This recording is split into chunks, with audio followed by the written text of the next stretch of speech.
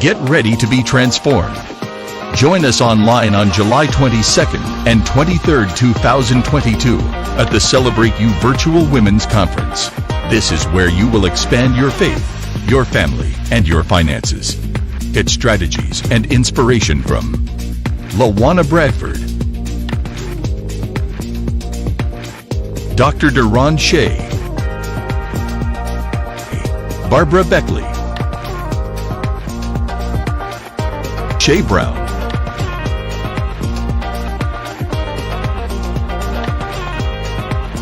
Deborah Morrison,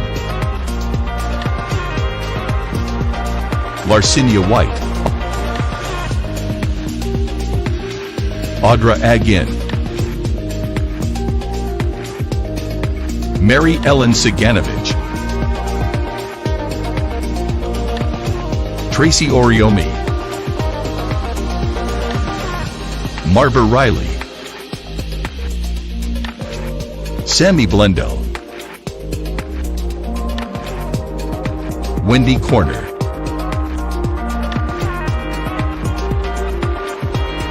Jacqueline Lulu Brown, Irene Vaxford, Serena Bufalino. Join women and men from around the globe. Register today.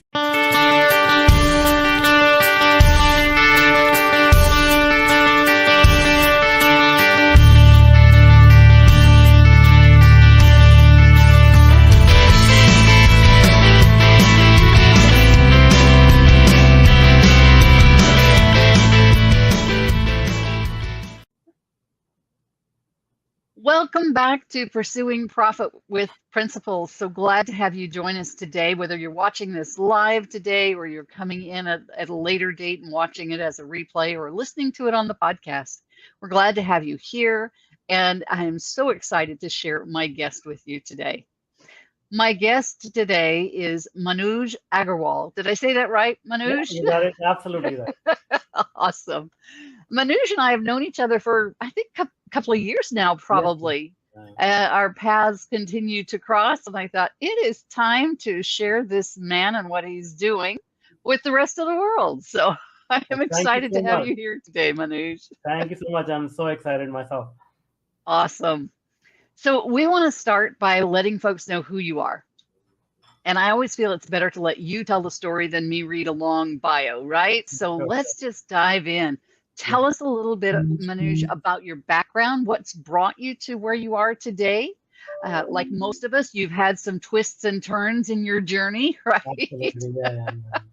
So what's brought you here? What are you doing? Who do you serve?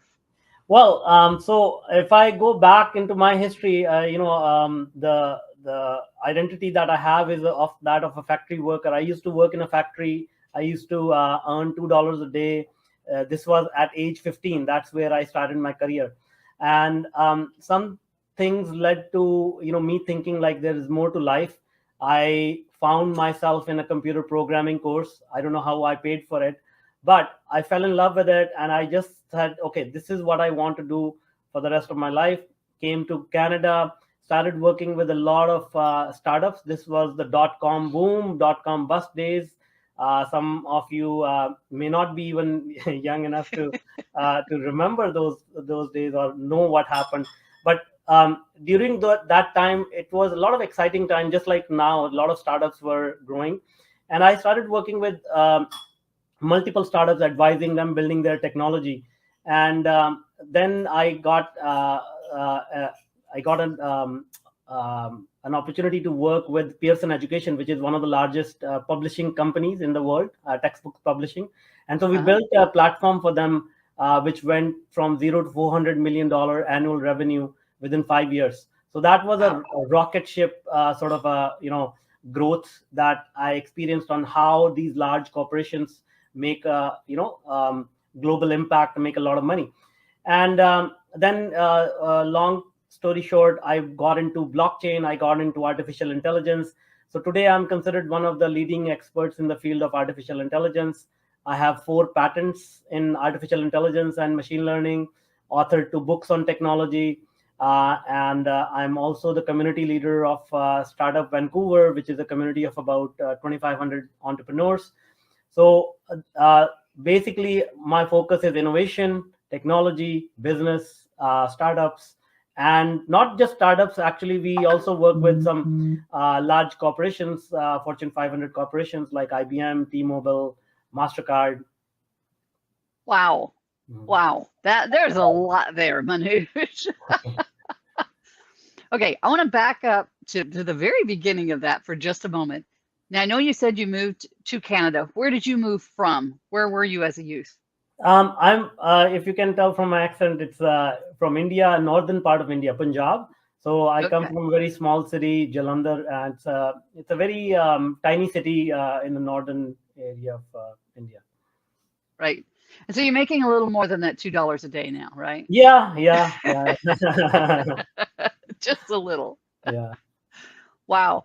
So you mentioned a wide range of folks of clients that you work with, from startups to those Fortune 500s. Where's the sweet spot for you? Who is it that you just love to work with?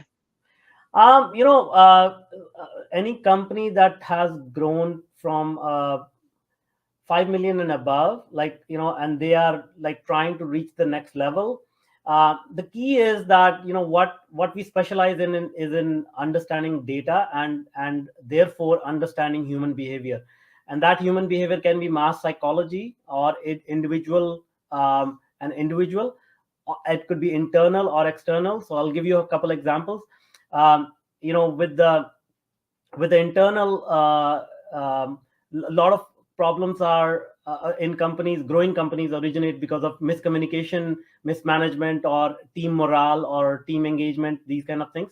Now, there are a lot of ways to address it, but what we do is we really look at the data. We collect the data through actual surveys or HR surveys and whatnot. We do sentiment analysis. Uh, if you are familiar with data analytics, there's a lot that can be extracted about human behavior by just looking at data.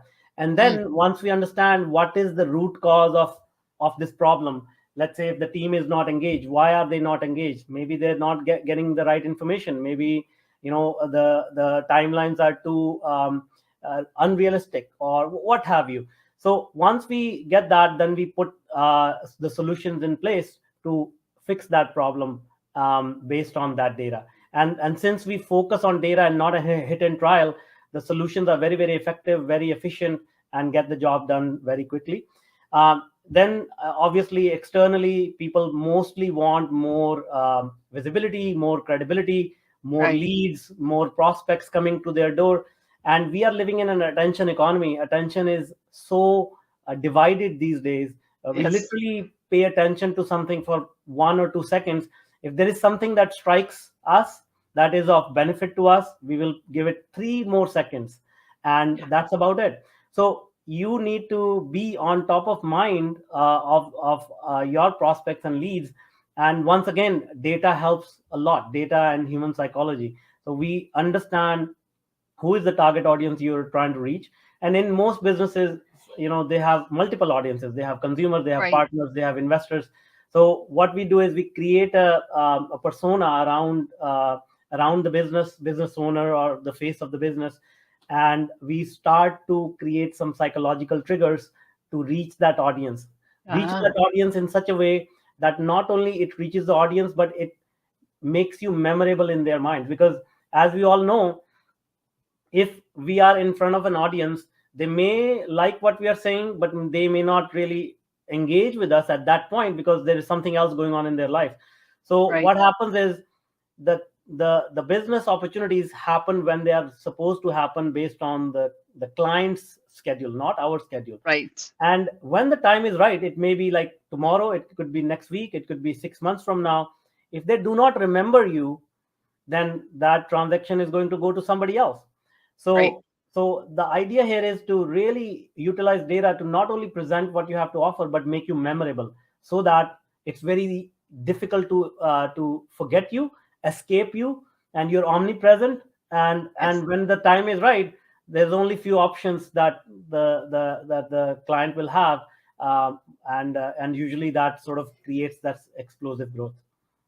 And you should be that no-brainer choice when they get to that place that they are ready to buy, if Yes, you yes. have nurtured them along that buyer's journey, Yes, that exactly. time that they're learning and reaching to, working towards that place where they're actually ready to buy. Yeah, Because yeah, we yeah. know there's a very small percentage of our ideal client that's ready to buy right now, Yeah, right? exactly. Absolutely. Absolutely. And so we have to get in front of them and continue that nurturing. That's Yeah. awesome.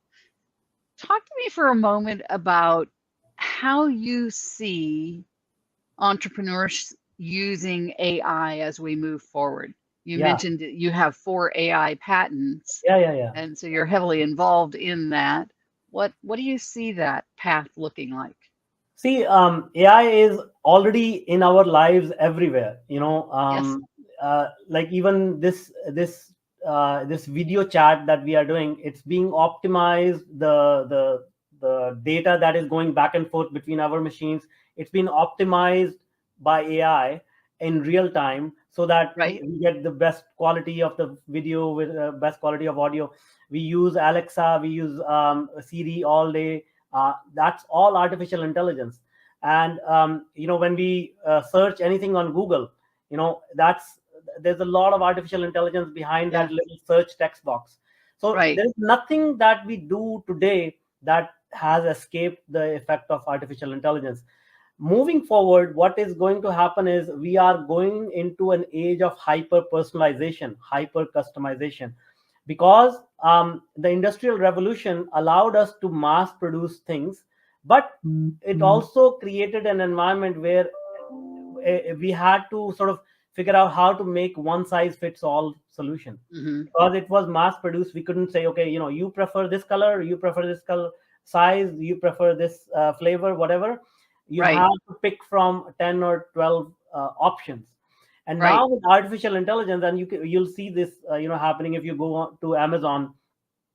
They'll know exactly what you want when you want it. They will suggest things which you may not even know that you want in your life. and yeah, and and that is the part of artificial intelligence that really boggles people's mind. Even an expert like me, I cannot wrap my head around how can it pick up such subtle human behavior.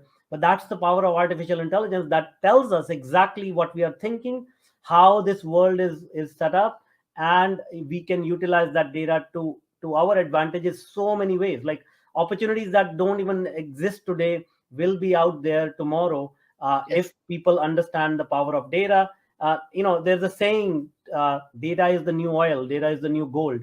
So if you can really harness the power of data, there is so many opportunities for customer engagement, for customer loyalty, increasing the lifetime value of the customer, giving them exactly what they want when they want it, giving them the best customer experience so that they can keep coming back for more.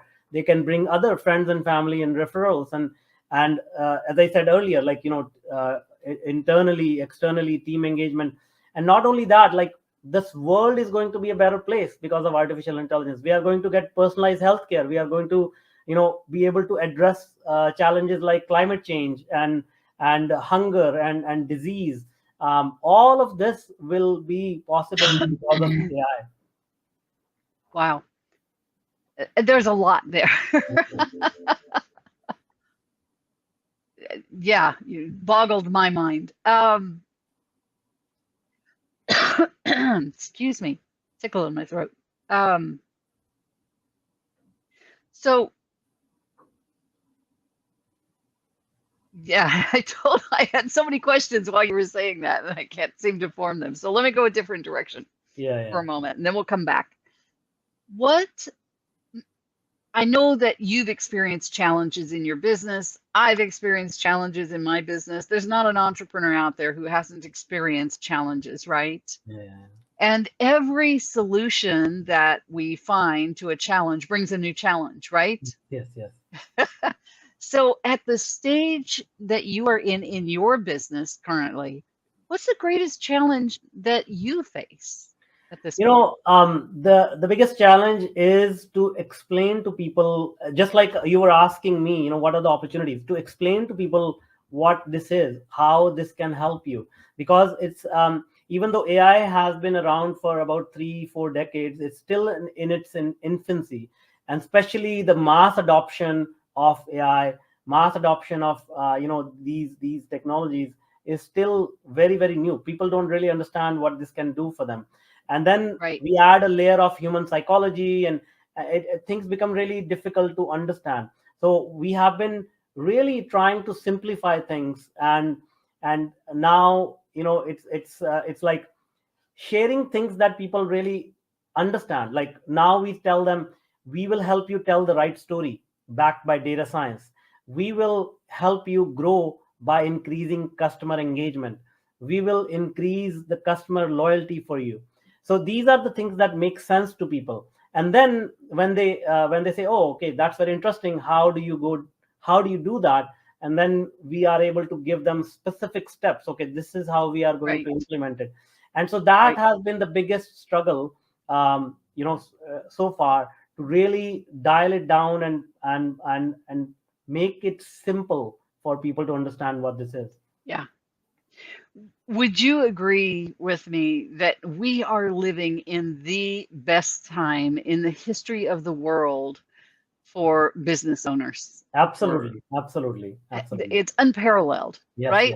yes, yes, yes. Yes.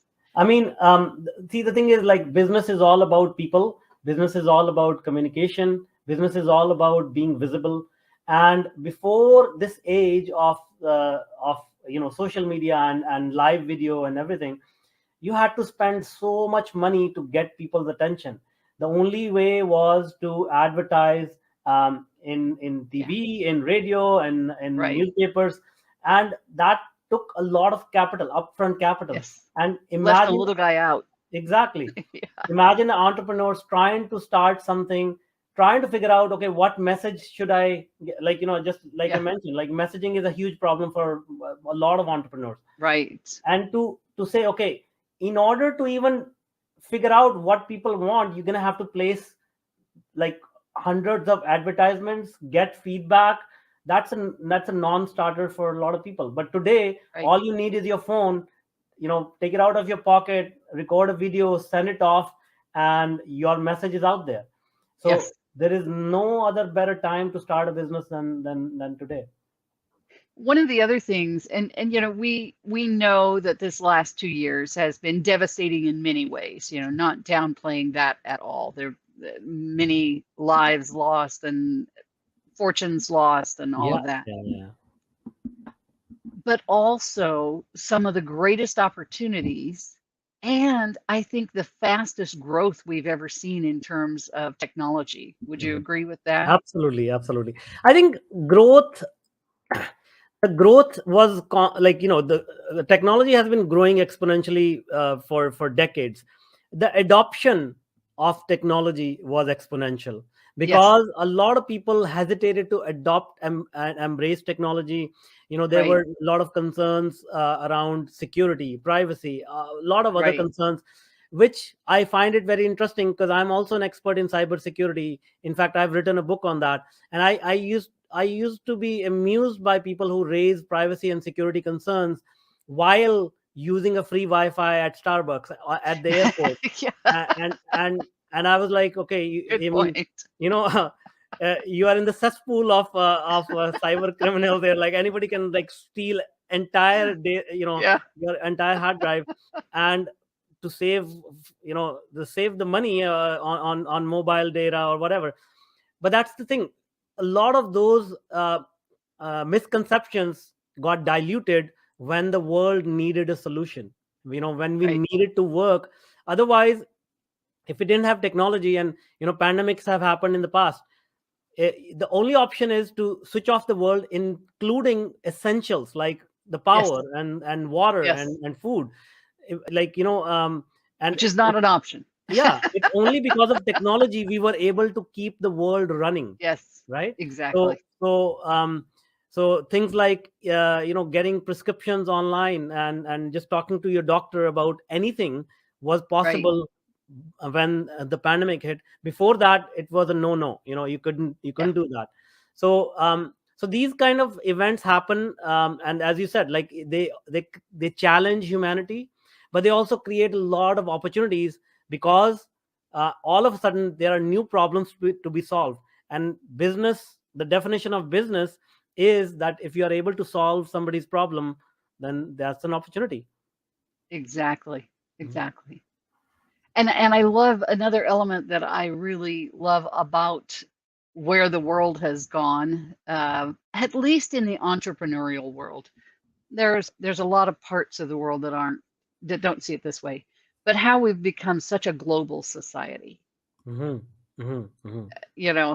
To be able to work with people around the world, Absolutely. that's never been possible to this level in our history, Yeah, right? yeah, absolutely. And I think it goes back to the same thing about communication. Communication, uh, again, if we had, I remember, like when I moved to Canada, it literally, you had to spend hundreds of dollars to talk to somebody overseas, Yes, you yes, know, and obviously that created barriers, that created limitations on how much we can, talk to each yeah, other. And now, as you said, like we could literally have people from multiple parts of the globe in the same call, yeah, absolutely free. And yep, that creates that basically gives us the platform to communicate with other people, share our message with them, and then collaborate with them to find the synergies that are needed to make business happen, to make right. solve these problems, find out what the problems are. Yeah. When my daughter went off to college, I was in Texas. She went to college in Idaho, and we would talk every day on the phone, and that was long distance calls. That Mhm. was for long distance calls, not where you Yeah. have free long distance today. Today you and I can talk on the phone and it doesn't cost anything, and you're in Canada Exactly. and I'm in the States and it doesn't Yeah, cost yeah, anything. And I exactly. remember my husband saying to me one day, he said, "You need to wean this girl off of some of these calls. This is Yeah. getting expensive." I said, "You know what? I don't care if you have to mortgage the house to pay for the phone bill. What mother wouldn't love to have a conversation daily with her teenage daughter?" Exactly, You exactly. know, Yeah, yeah, yeah. it was a Absolutely. different world. It was a Mhm. different world, a different And now you time. can imagine how and this is not even, maybe like we are talking about 10, 15 years ago. That's how long A it used to little be. Like, bit longer than that, but not yeah, terribly. yeah. So, I mean, what I'm Yeah. trying, no, I mean, uh, what I'm saying is, uh, talking to people long distance used to cost that much, even Yeah. just recently as like 10, 15 years ago, right? And now you can fast forward 10, 15 years from here today, and you can imagine what technology will be able to help Oh, us yeah. do. Or you can't imagine. You cannot imagine. Yeah, exactly. Yeah, I mean, I come from a time when there were telephone booths, we didn't Mhm. have that cell Yes, yes. phone attached to us. And if you had to go out of town, you kind of had to plan your trip so that you had enough time in there to stop and make phone calls Yeah, yeah, yeah. because you couldn't just do it going down the road. You had And to you have stop to and have quarters in your pocket as well. yeah, you had to have ways to make those phone calls. Yeah, yeah, yeah, Absolutely. yeah.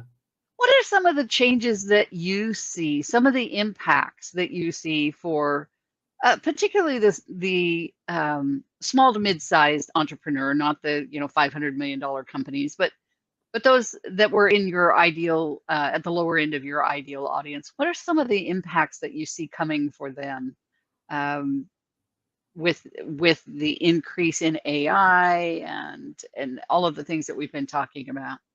See, the key, there are a few things. First of all, they will have much easier time understanding their audience, you know, figuring out what people want. Because, as I said, a lot of small business owners, they spend most of their time in hit and trial. What is Yes, going to work, what is going, yes, I mean, they know what they are capable of, they know what they are providing, but how to package it, how to present yes. it, what to say, what to talk about, that's takes a lot of time. And then the other thing is like hiring people, training them All of this takes a lot of time, and it's Yes. lot of hit and trial. But when we use things like AI and data, that that brings a lot of clarity, and we can say, oh, I understand now what people are willing to pay for this service. I don't need to like experiment. I Mm, mean, we still need to experiment, but it becomes an easier way to figure it out if we are able to embrace data, if we are able to extract data. Then the other thing is, lot of hidden opportunities, as we discussed earlier, uh, become visible. So, for example, there's a lot of public data available right. that can tell you the geographically, demographically, interest levels, what are the like how safe is the area, how how error sorry flood prone the area is, uh, you Right. know so when you start to understand a particular location and the behavior in that of people in that location, then you can say, oh, I didn't even know this opportunity existed, that, oh, there are young people in this area and they are living in Mm, a flood prone area. So what are some of the challenges that they may be facing? They may be worried about flooding, they may be worried about how to insure their home, they may be worried about having protective equipment for their home. And so when you start to understand that, opportunities that were not visible earlier will become visible now. And then the last very thing is good. like how to reach your audience. That again has been facilitated by technology, by AI, by utilizing data. You can run ads today on Facebook for as low as like $1 a click. So $1 a click is, I mean, realistically it's a little bit more, but let's say if we were to go back and we had no technology, and we said, hey, how about if I charge you $1 to get one person in your showroom? How will you like that deal? And of course, any entrepreneur will say, yeah, of course I will like it, Right. especially if I know that person is exactly the kind of person that I'm looking for, right? Right. and Right. and uh, and when you understand how Facebook ads work, how Google ads work, they are able to track up to 1,000 attributes per person to Wow. figure out whether there is a match. 1,000 attributes. Wow. I don't even know if That's insane. Can't even fathom that. yeah, exactly. So that's the My kind of goodness. depth that artificial Right. intelligence can go to really get you in front of the right audience. That's amazing. Manoj, I hate to say this, but we are out of time. This goes so fast. Mhm. Can you just tell us very quickly how folks can find you if they have some more questions that they'd like to ask you and learn more about this? Of course, of How course. do they So find you? yeah, the easiest thing is just connect with me on LinkedIn and mention this podcast, this TV show, and yeah, let me know what kind of problems you're Awesome. facing, and we'll be happy to help. Fantastic. It has been such a pleasure to have you here on the show today. And I mean, you've opened my eyes to some things. I'm sure there are folks out there who have been listening to us whose eyes were also opened. So, folks, Thank you if you've so much. got It was questions, a very, very fun conversation. Thank you so much. yeah, awesome. If you have questions, reach out to Manoj, and I'm sure he can answer them for you or point you in the right direction. Thanks for joining us again today on Pursuing Profit with Principles. We look forward to seeing you again next time. Bye for now.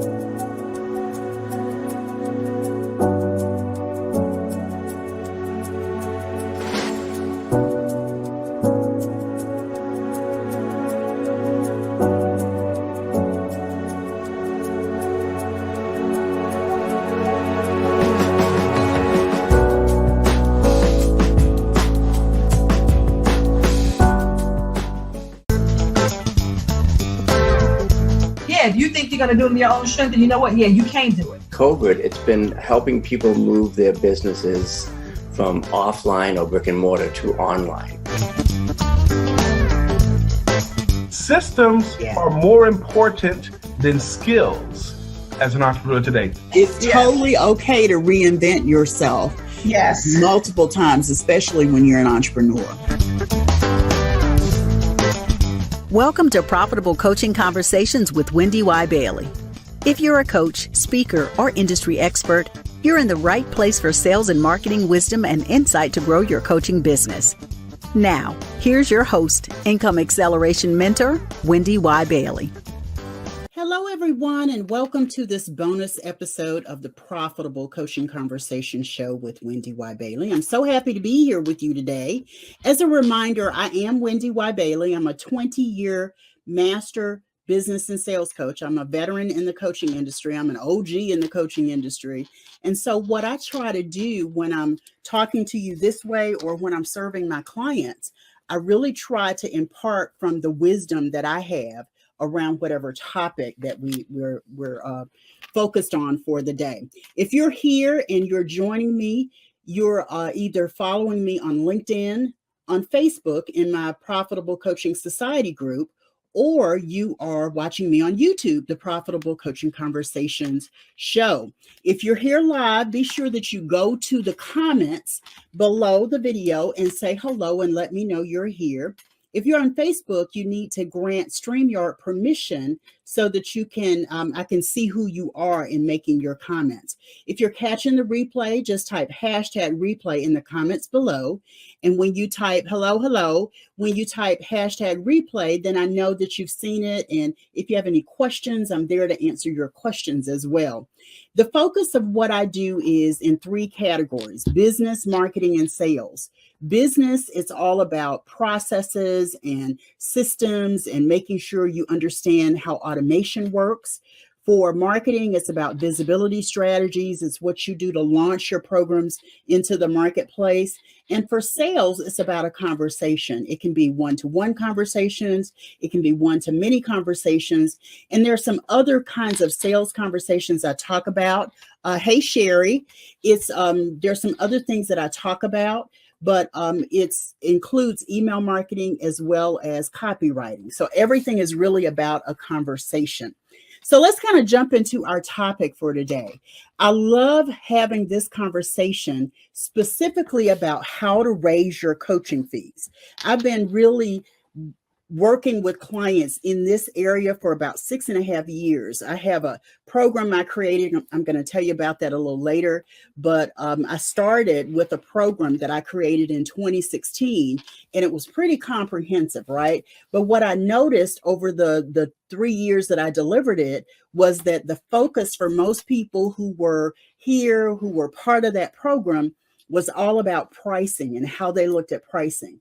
So over the past 1.5 years, I pulled it out of that bigger program and I put it into another program where I'm focused on teaching you, touching you, helping you really understand how to price your coaching services. So today's topic is all about how to set or raise your fees with confidence. How to set or raise your fees with confidence. And I want to tell you that when you think in terms of what it takes to set or raise your fees, mindset is everything. Mindset is everything. Mindset is everything, because when you understand what's important in your pricing, you know that there are 4 words that you must know what they are.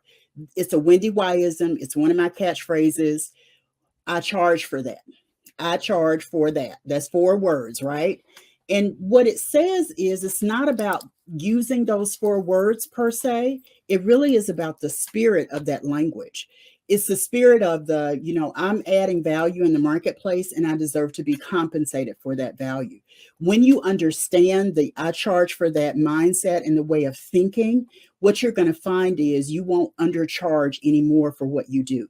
You won't undervalue your services, and you'll begin to attract clients who value what you do, who recognize the value of making an investment in working with you at that pricing level, at that fee that you set for your coaching program or your service. Okay. So I charge for that is founded in what you believe about your coaching, about what you bring to the marketplace.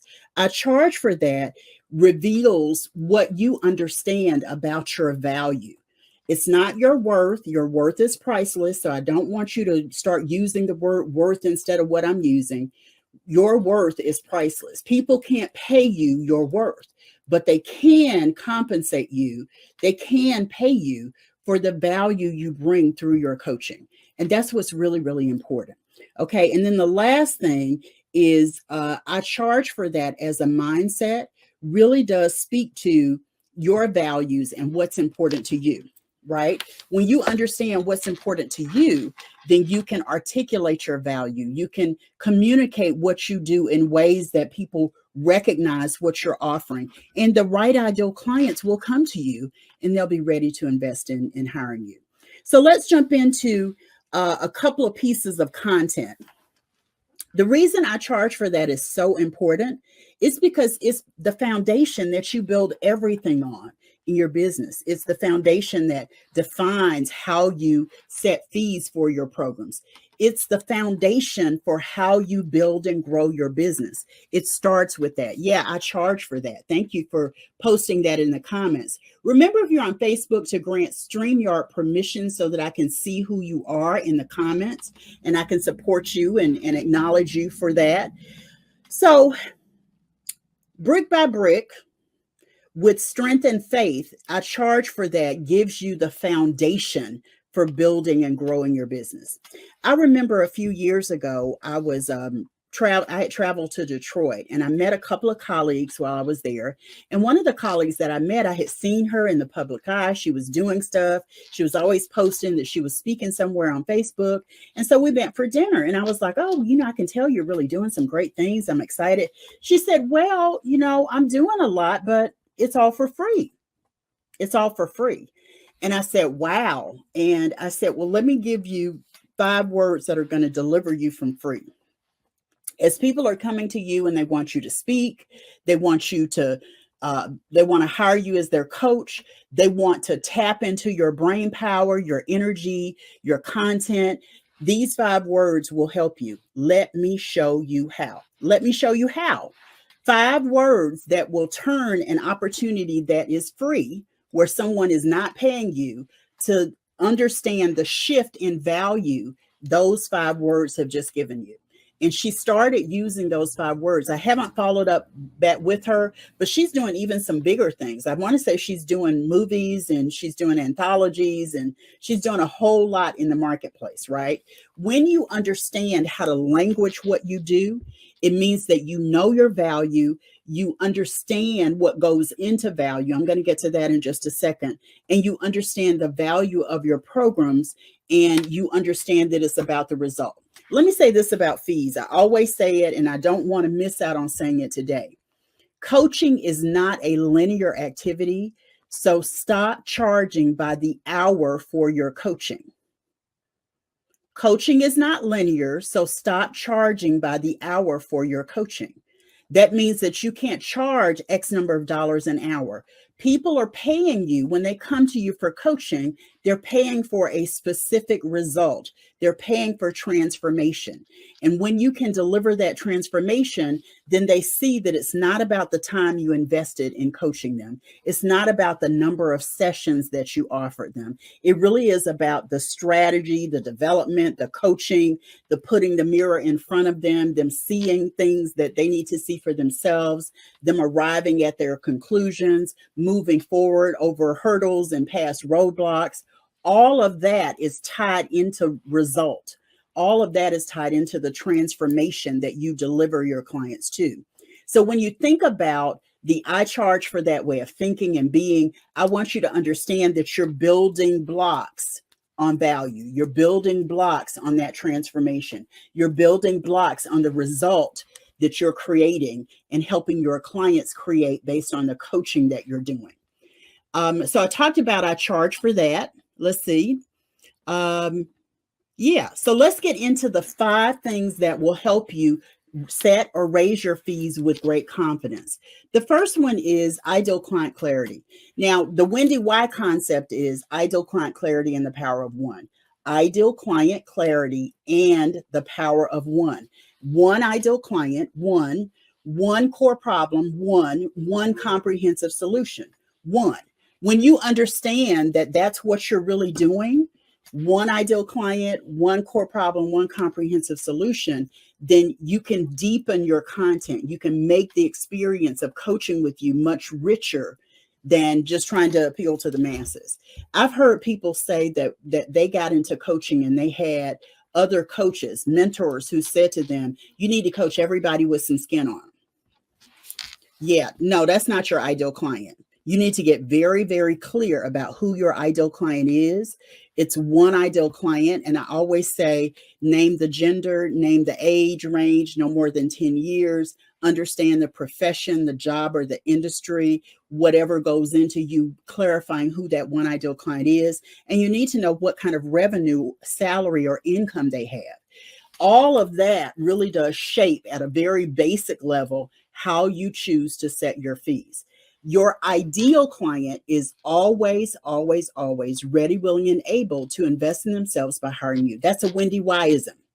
Your ideal client is always, all caps, underline, circle, bold, always ready, willing, and able to invest in themselves by hiring you. Well, WendyY, what happens when somebody comes to me and they say, I believe they're my ideal client based on, everything you've said, but then when I get to the offer, they say, I really can't afford it.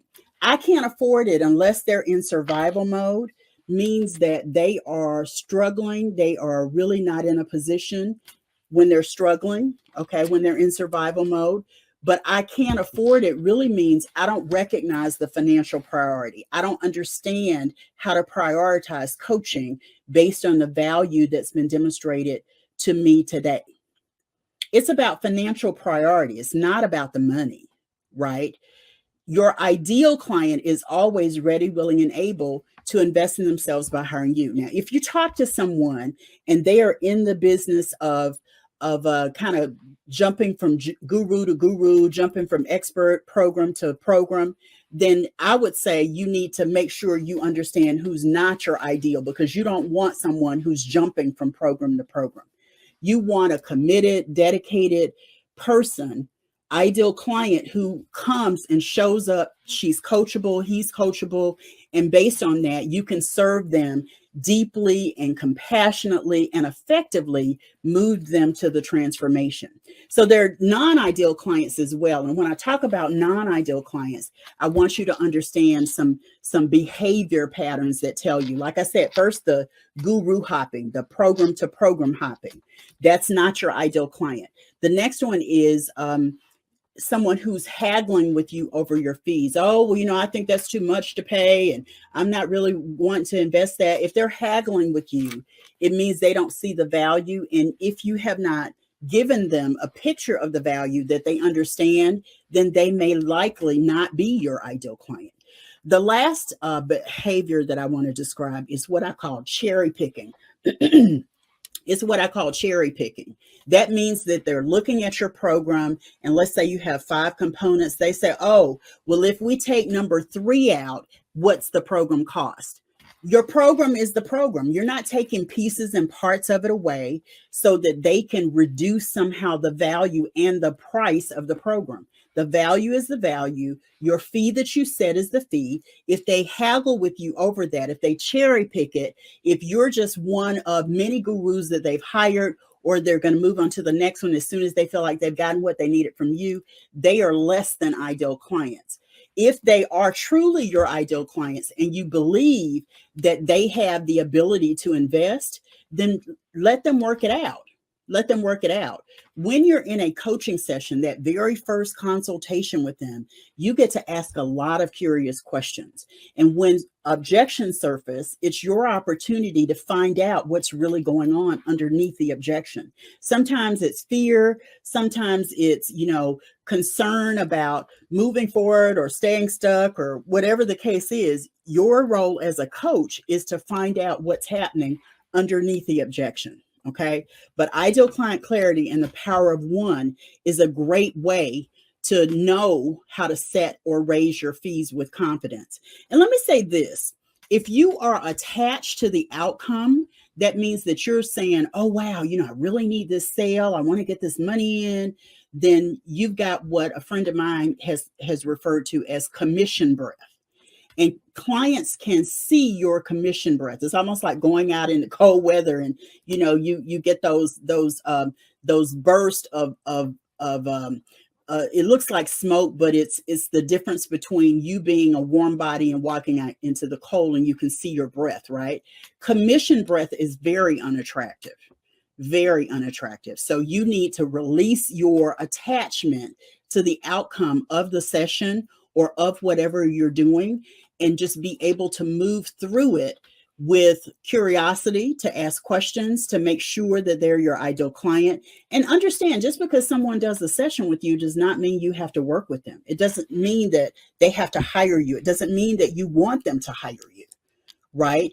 When you are working with someone as a coach in that initial consultation, it's an opportunity for you both to evaluate if you think the chemistry is right, if you're the right coach for them, if you can help them achieve the outcome that they're interested in, if you can move them to the transformation they're seeking. It's a two-way street. You're looking at them just like they're looking at you. And so you have to be wise in that conversation and evaluate, not judge, but evaluate if they truly are your ideal client. And remember, your most ideal client is always ready, willing, and able to invest in themselves by hiring you. Okay. So ideal client clarity and the power of one is really, really important. The second thing you want to know when you are trying to set or raise your fees is setting and raising your fees requires boundaries. You've got to have really, really clear boundaries. That means you know how to say no, because all business is not good business. It means you know when to coach. And like I said, every client is not your ideal. That means you can point some people in other directions. Let me give you a couple of quick examples. A few years ago, I was coaching a client, and she was coaching people straight out of college and wondering why they couldn't afford to pay her. And I said, because they're coming out of college. They don't have the financial wherewithal or means to hire you as a coach. So fast forward a few years, and we started working together again last year, around this time last year. And she told me she's no longer working with that client, those kinds of clients, because now she has elevated her ideal client profile, and she refers the students who are coming out of school or grad school to someone who has the resources to support them. That's what I mean by knowing who your ideal client is, so that you can point them in another direction. I've had clients that have come to me, and in that initial session, I was able to determine they didn't need coaching. They weren't coachable. They needed some sort of therapy or counseling because there were traumas or tragedies that they still were very much engaged in. They had not healed from. I'm not saying you can't help people heal as a coach, but what I am saying is if they're not in a position to receive what it is you offer in the way of guidance and instruction, in the way of coaching and methodologies and tools that you can use to help them achieve certain transformation and results and outcomes, then you may need to refer them to someone else, right? For therapy, for counseling. Right? You need to decide that.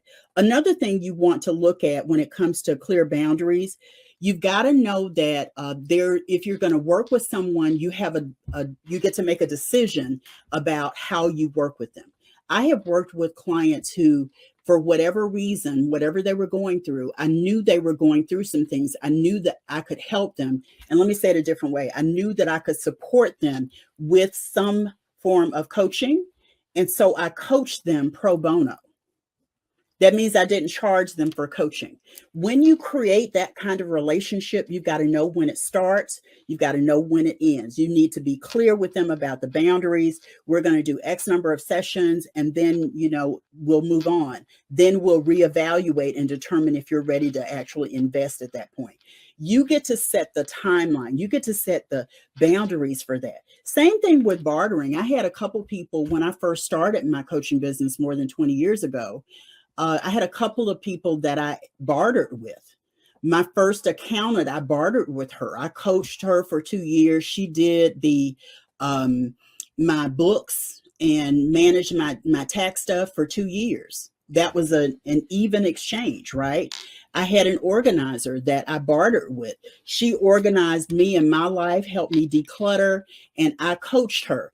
Same thing, time for time, 3 sessions a month for her, three sessions a month for me. And when it was time for us to move on from that, then we were both clear. Now I pay you, right? Now I pay you to coach me.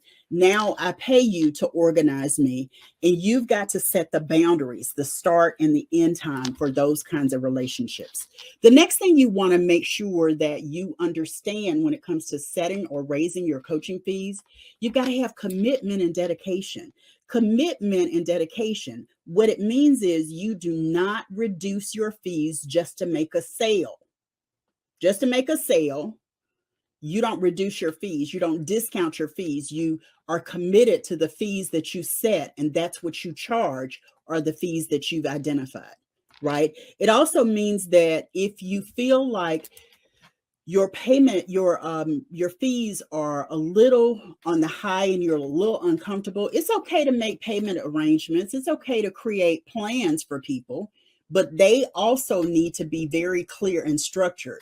No more than 3 payments within a payment plan, no more than 6 payments in a payment plan. You get to decide what that looks like. Now, I'm of the belief that if you charge for payment plans, then the fee goes up. The people who get the greatest benefit of your pricing, your fees, are the people who can pay it in one lump sum. That's how you want to start looking at it, right? So the people who are buying into payment plans, you get to decide if you want to do this, but this is my belief. If there's a payment plan, then there is a finance charge associated with that. And based on that finance charge, you want to make sure that you are taking into account the administrative situation you have to go through to manage those payment plans. If they're late, someone from your team or you're managing whatever that receivable looks like for you and your business. So all of that has to become something that you take into consideration. The last thing I want to say is when you are working with clients around commitment and dedication, it's your commitment to the fee that you've set and increasing your fees, whatever that looks like, but it's also their commitment and dedication to believing in themselves at a higher level. So you get to challenge your clients on their belief about value. You get to elevate their thinking about how they see themselves and the investment they make in themselves by hiring you. So challenge your clients to higher level commitment and dedication, to higher level thinking, elevate their mindset around value for themselves. Okay. And then the next one I want to talk about is, let me scroll a little bit. You've also got to have excellent communication skills. It can be challenging to say no. It can be challenging to communicate around your fees and when they go up and why they went up. You shouldn't have to go into a whole lot of conversation about it. You just need to be clear in how you communicate what it is. When I talk about I charge for that, I'm not saying you tell people I charge for that. It's not a literal phrase. It's the spirit of the words, I charge for that. It's not literal. Don't say the words, because just saying I charge for that can be offensive. Like I've been somebody who said it and I could tell people were offended. You can communicate what you believe as the value of what you do. You can communicate the I charge for that way of thinking without being too harsh. You can communicate it in a way that people buy into what you offer. I charge for that follows the spirits of the word. The words I charge for that. So you say it with confidence, clarity, and eloquence. Again, it's not the 4 words, it's the spirit of the words. So maybe instead of saying, oh, well, my fee, I just recently increased my fees because I saw clients getting so much value from it. So where my fee was X number of dollars, now it's higher than that and it's X number of dollars. There's a way to communicate with eloquence and clarity and confidence without offending people.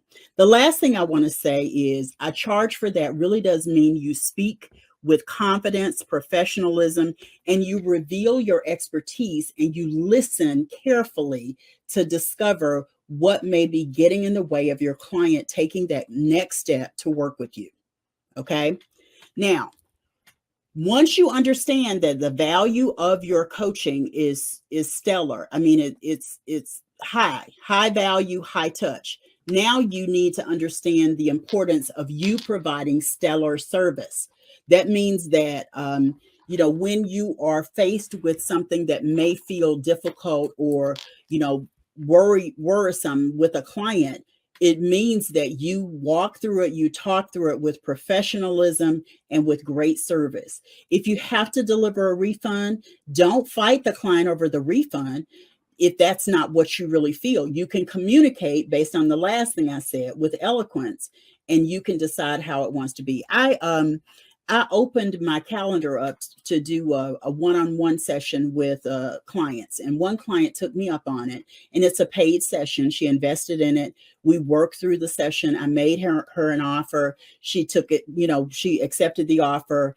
I charged her card, and we were off and moving. And when I sent her the agreement to start our formal coaching after that session, she said, well, I need to understand what we're really going to do in our coaching. And I went back to my notes and I told her what we were going to do. And she said, well, I don't think that's the value that I'm looking for. And I said, no problem. I refunded her money. We were off and running in different directions. Now, what I'm saying to you is, don't be so tied to, oh, well, they paid me and, they got to pay me. And, don't be tied to that. Be in a situation, be in a place where you accept when a client doesn't recognize the value of what you do so that you can move on. I just think energetically, you can get caught up in situations like that. Now, I did have another client who was part of a program that I had. And when we started coaching one-on-one, she was just very resistant to the coaching. And so what she finally said to me was, I feel like we're at odds about what I should be doing. And I said, well, I'm sorry you feel that way. I just know from my experience, the strategy that you want to do isn't something that's going to yield the kind of results that you want. And I said, I think it's okay if we part ways. And we parted ways, and I, discontinued her enrollment in the program. And the thing that I said to her was, she said, well, I've already paid my money. And the thing that I said to her was, yes, you paid your money. And for that money, you've gotten value. I'm just not going to continue beyond this to get money from you because, we can cut our losses and move forward. And that's what we did. You have to be the one to move through service issues and not feel like you're somehow getting beaten up by the client or you're beating up the client, right? The thing that I also want you to know, there's a quote from Dr. Maya Angelou that says, when people show you who they are, believe them the first time. And that's kind of what I'm saying to you. Believe clients when they show you how they are, what's going on the first time. And you want to be consistent in your professionalism, in your service, and how you address concerns with your clients as well. The last thing I want to say is when you are talking to clients that are already in your programs, that you're already coaching, it is less expensive for you to retain a client than it is for you to go out and get new clients. The cost of referrals versus new clients or existing clients, there's like a deep divide between those two. So whatever you can do in the way of stellar service means that you're focused on retaining clients as well. And then the last thing I'll say is your clients are interested in sending other clients your way. So the way you treat your clients is the way they talk about you to other people. I interviewed someone on my web TV show, this show, for a guest episode a few weeks ago. And she and I had worked together on her content marketing strategy and building a group coaching program several years ago. And she said to me when we got together, when we reconnected, and then we booked her guest appearance, she said, I tell people about you all the time, WendyY, because what you did for me was help me understand the clarity of what I do. I send people your way all the time. And I just thought, wow, that's really cool. And then later she said to me after we had conducted our interview, she said, just so you know, I know that the next coach I have, I want to come back to you because you were so helpful with me before. That's the beauty of the stellar service that you give your clients.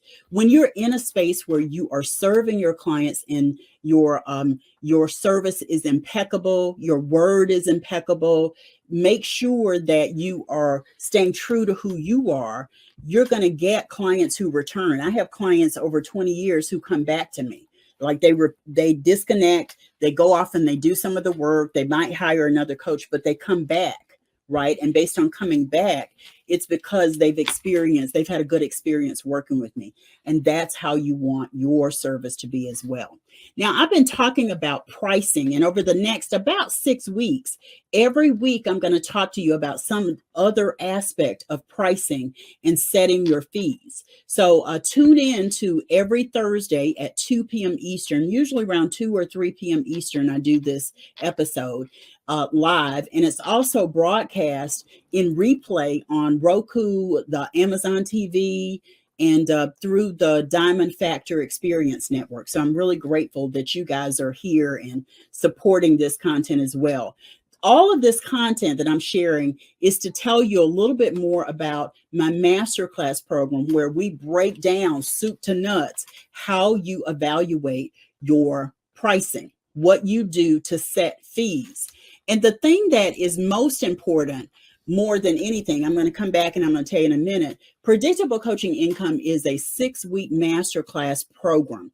We get down into soup and nuts around what your pricing should be based on. When I talk about Predictable Coaching Income, at the end of the program, you will have the beginning of your Predictable Coaching Income plan. And what that means is, you're going to have a strategy that's tied to a calendar so that you know exactly how much money you're going to make in the month of September or the month of October or January. You can plan for that. You can do your marketing so that you are shooting for those benchmarks and targets. And I'm going to show you how to do all of that in the Predictable Coaching Income Masterclass. Get all the details at predictablecoachingincome.com. Predictablecoachingincome.com is where you can go and find out more details. And I'm just excited. I would love to serve and support you in that program.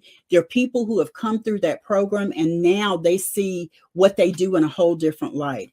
I was hosting a room on Clubhouse just yesterday, and one of my clients who came through that program, when he talked about being part of the masterclass program, he said it was like being in a program where you talked to us about building a house, and every time we talked about something, you showed us how to add a room to the house, and before we knew it, at the end of the program, we had a mansion that we had been selling for 50 cents. And now we know how to set the fee for that mansion in a way that represents the value and the contribution we're making to the client. I thought it was the greatest metaphor. I really thought it was the greatest compliment I could have. So that's what the Predictable Coaching Income Masterclass will do for you. Get all the details at predictablecoachingincome.com. Again, I hope to see you there. Now, if you want to connect with me, you can connect with me on Clubhouse at profitablecoachingclub.com. I host rooms there at least once a week. Sometimes it's more frequently than that, but at least once a week. And because I host rooms there, I get a lot of traffic, a lot of clients from Clubhouse, because there are people out there not sharing the same level of value sometimes that I share. And that's fine. But if you want coach training, that's a great place to get it from me. And then if you miss any of the episodes, you can go back to profitablecoachingconversations.com and you can see the latest episodes there. You can hear the latest episodes because the podcast links will be there as well, and you can catch anything you missed. The last point I want to give you, this is the secret sauce, if you haven't heard it, for setting and raising your coaching fees. Value. The more value you gain, the more education, the more skills you have, the higher the value. And so is the price. So you can bank on setting your fees, raising your fees incrementally, and selling your coaching programs based on the value that you're bringing to the marketplace, based on the value that you're able to support your clients in. That's the beauty of value. right? That's how you set your fees. You have the right mindset, you focus on the right client, you provide stellar service, you are an excellent communicator. It means that you've got all of the tools necessary in your toolkit that really, when you put it all together, it's a big ball of value that you deliver to help your clients to serve them more fully. So thanks so much for being here today. As a reminder, you can go and get more information about the program at predictablecoachingincome.com. And I would love to serve you and support you in getting your pricing all squared away. This has been a bonus episode of the Profitable Coaching Conversation Show with WendyY Bailey. Thanks everybody for tuning in. And if you caught the replay, let me know, and also post your questions as well. Take care, everyone. Have a good one. Bye-bye.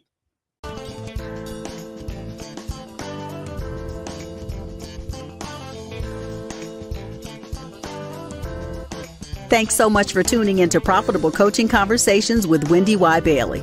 Be sure to join us at the after party at www.profitablecoachingsociety.com. We'll see you next time for more sales and marketing wisdom and insight from WendyY and her amazing guests. Be sure to like, comment, and subscribe, and turn on the notification bell so you know when new episodes are posted. Today, over 1 billion children in the world live in poverty. At Help Heal Humanity, our goal is to connect children in need with people like you who want to make a difference.